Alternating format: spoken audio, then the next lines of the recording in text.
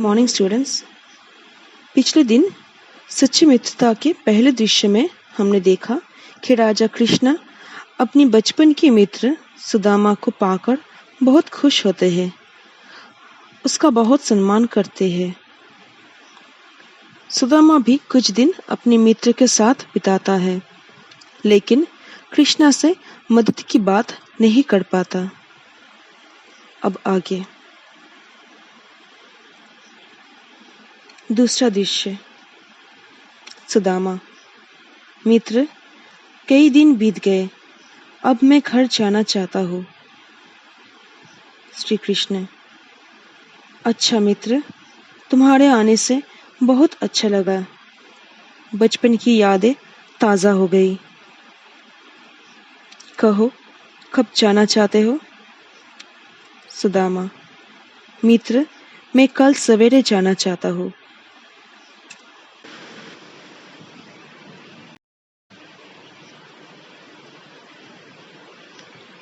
श्री कृष्ण: ठीक है, मेरा रथ तुमको पहुंचा देगा। अगले दिन सुबह। सुदामा: मित्र, तुमसे मिलकर अत्यंत प्रसन्नता हुई, परंतु अब चलता हूँ। प्रस्थान करने से पहले सुदामा मन में सोचते हैं कि पत्नी ने कृष्ण से कुछ मांगने को कहा था, लेकिन मैं इनसे क्या मांगू और कैसे मांगू? श्री कृष्ण: मित्र, यदि कुछ दिन और ठहरते तो अच्छा था। श्री कृष्ण ने सुदामा को गले लगाकर विदा किया। तीसरा दृश्य। रथ पर सवार होकर सुदामा अपने घर के सामने रुकते हैं। सुदामा: अरे, यहाँ तो महल बना हुआ है, मेरा घर कहाँ चला गया? यहीं पर तो मेरा घर था।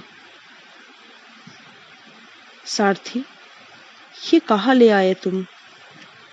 मेरा घर तो बहुत पुराना टूटा फूटा है। तभी सुदामा की पत्नी और बच्चे बाहर निकलते हैं। पत्नी: देखिए, श्री कृष्ण ने क्या किया, घर, धन दौलत सब कुछ हमें दे दिया।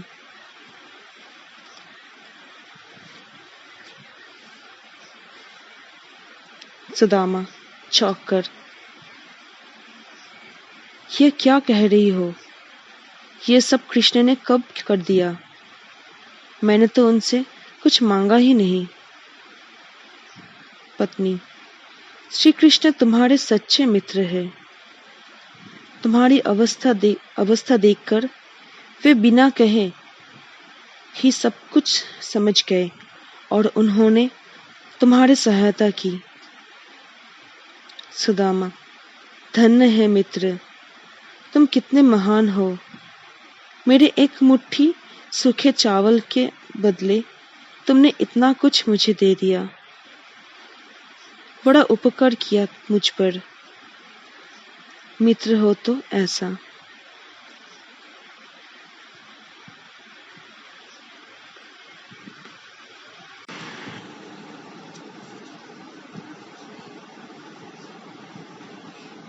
तो बच्चों, इस नाटक के जरिए आपने सुना कि सच्ची दोस्ती कैसी होती है। सच्चा दोस्त कैसा होता है? जो सिर्फ आपके सुख के समय आपका साथ दे, वो सच्चा दोस्त नहीं कहलाते, बल्कि जो आपके दुख के समय, मुसीबत के समय आपका साथ दे, वही सच्चा दोस्त कहलाते हैं। आप लोग ये नाटक पूरा पढ़ो। कोई नया शब्द मिले जिसका अर्थ आपको नहीं पता, उसको नोट डाउन करो और मुझे मैसेज के जरिए भेज दो। धन्यवाद।